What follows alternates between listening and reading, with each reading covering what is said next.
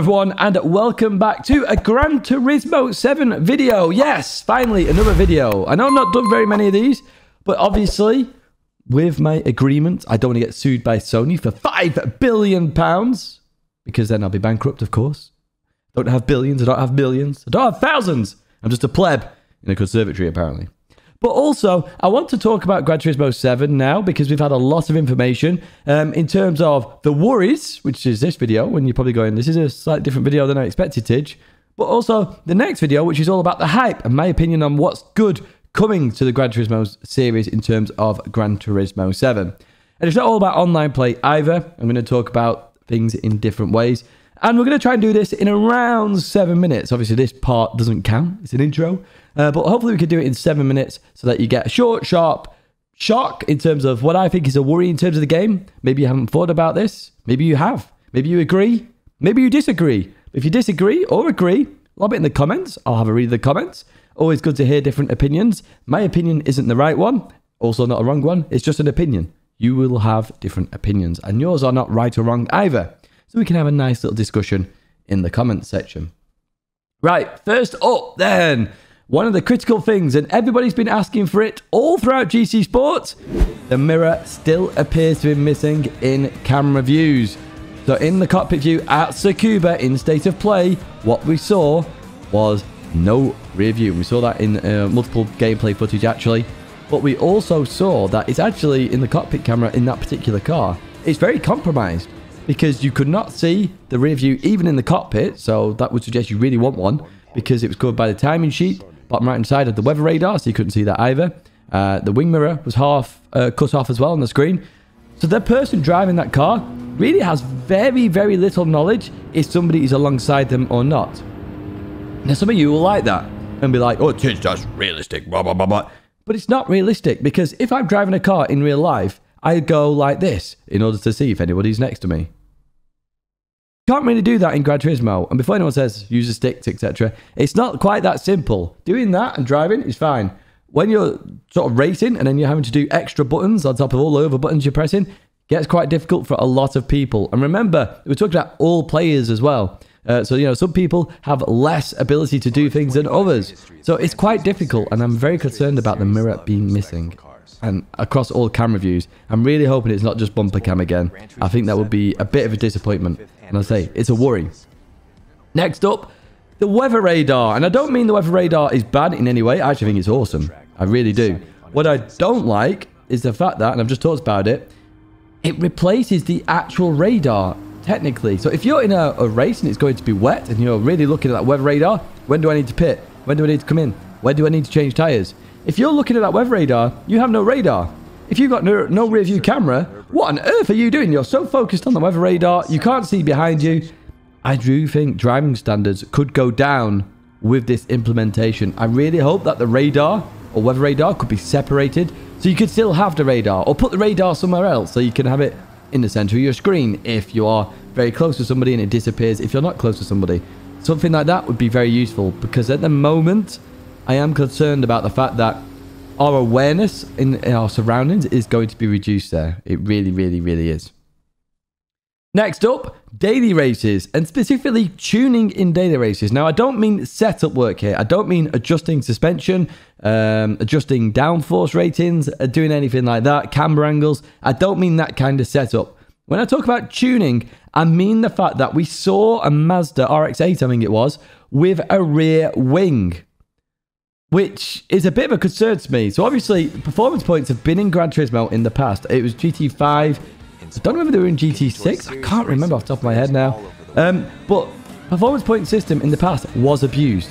And it could always be abused because, let's just say they add a static value for a rear wing. Let's just say a small rear wing is 50 performance points. I have no idea what it will be, by the way. But let's say you've got a Porsche or a Jaguar F-Type, okay? And you put a rear wing. The rear wing is going to work better on the Porsche than it will on the Jaguar, because the engine's over the back, you plant the rear even more, the car's going to become so planted, if you have to go around the corners better. Now, if both of them have the same performance point value of 50, so they both get an increase of 50 points, so it increases their margins, etc., surely some cars are going to be very benefited by the performance point system over others. So we're going to end up a meta car anyway, but even more so, a meta car that even more people might not want to drive because they're limited with the fact they have to add a rear wing. They have to do XYZ upgrades. Really, really, really, really concerned that this could get a little bit out of hand and it could get quite messy. We'll end up with one meta car that we have to wait for somebody to spot, and then everybody's in it, and then it'll be constantly that same car every time that combination comes up. And I don't know whether that is a worry. And this is all about worries. And I'm pretty sure that is a big worry in terms of me racing in the daily races. Even in the Sport Mode Championship races, if they exist, we don't know. But even if they exist, it's going to impact them as well. Is there going to be some borderlines there? Can they say tuning off, then setup off? I don't know. It's a real big worry. I'm really, really hoping it doesn't go down that route because I think it could ruin daily races. I've got to be honest. Now, speaking of daily races, we're at point number 4 here. We've got 7, interestingly, for GT7. There are no changes to daily races, it appears. We have the word daily in there, so fingers crossed. It is daily again because I really prefer daily over weekly. Just have all the combinations in the background, rotate them, come up with new ones, add them into the lottery, so every day is something different. That would be cool. I think people would really like that, in my opinion. However, there doesn't appear to be any changes because we see Daily Race A, we see 12 cars. That says to me Daily Race B is going to have 16 cars, and Daily Race C is going to have 20 cars. And that's going to be the status quo going forward. So it doesn't appear to be that there's any change at all to the online play. Some of you will like that, some of you won't like that. I personally would like to have seen a little bit of difference. The only difference I did see was the fact that we had Group 3 racing in Daily Race A in one of the clips, which is interesting because we've never really had that. So is that the slight change they're going to do? I don't know. But it does explain why DR and SR is being transferred, because if there is no real change in terms of the physics, in terms of how we play online, then in theory, then the DR SR transfer makes sense because that's your rating in GT7. It's the same as GT Sport. That's a worry in my opinion as well, because a lot of people will like some changes there, you know, maybe some differences in Daily Race A, maybe have 16 cars in Daily Race A, just to give us a bit more flavour, because they're short sprint races anyway, as we've seen. So a bit concerned there in terms of the daily races. Oil change, point number 5, oil change. This is really simple. In the past, oil change made a big difference. What you used to do in the previous Gran Turismos is buy a car and do an instant oil change and get a horsepower increase just like that. And this also impacted the performance point system. So what you could do, in theory, is let's just say get a better car, not change the oil, and it'd be in a different category. And you'd be like, oh, well, why does that matter? Trust me, it matters. It caused issues in some custom races, etc., where performance points was limited.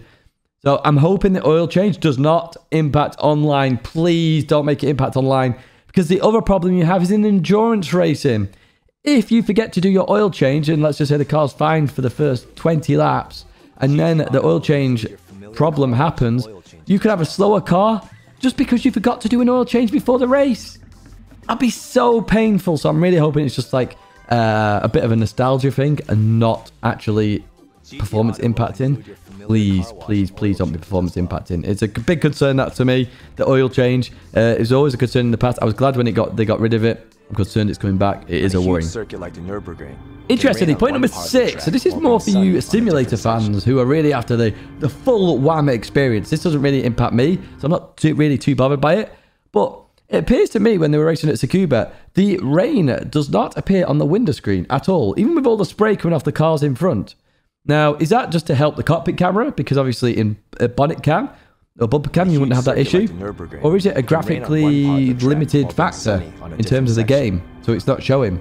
Just going to interrupt myself. Post-editing, I was still doing the research, grabbing footage, going through it in detail again. And critically, what I noticed was that in that first Tsukuba shot that I showed you just then, that it wasn't raining, but there was spray, and it's a spray that doesn't go on the window screen. However, when I look back at the other Tsukuba race setting, where it is absolutely lobbing it down in terms of rain, there is raindrops on the screen, and it is visible. So critically, from what I can see, the raindrops on the screen are defined by the weather, not the spray. It's still a worry, because if you want pure simulation, you expect the spray to really hamper your screen. You know, you follow a lorry, you have that problem on a motorway. But it's not as much of a worry because there are some raindrops appearing in some situations. Back to me and the video. Finally, there appears to be no VR at all. There's no mention of VR. We obviously had it in GT Sport. It was only very limited, of course. But I was expecting more from VR because that was a real push in terms of where they wanted to go. Absolutely nothing. We saw the other sort of features in the game, Music Rally, etc. We saw that. We had no mention of VR. Is VR staying in Gran Turismo or not? I don't know. I'd love to see it stay. I'd love to try it out because I still haven't tried it out in GT Sport. But we have no information at all about VR. So they are my 7 worries for GT7. I've gone over 7 minutes, annoyingly, because I've got a timer here. But hopefully that all makes sense. As I say, the next video is going to be all about the hype. The things I love about Gran Turismo 7 and what is coming. Because there's a few things I absolutely love. And I'm so happy it is coming to Gran Turismo. It's also things that other people will like and love that I know they didn't like in GT Sport. So it's another good video hopefully coming. These are the GT7 worries. Do you have the same worries? Let me know in the comments. Do you have some different worries? Let me know again. If you have enjoyed the video, do give it a like. Subscribe to the channel to stay in touch with all the content GT7 related. But that is it for me now, folks. A couple of videos there on the screen if you want to check any of those out. My logo's there if you want to subscribe. But that's it for me now. Once again, thank you so much for watching. And I'll see you in another video or live stream very soon.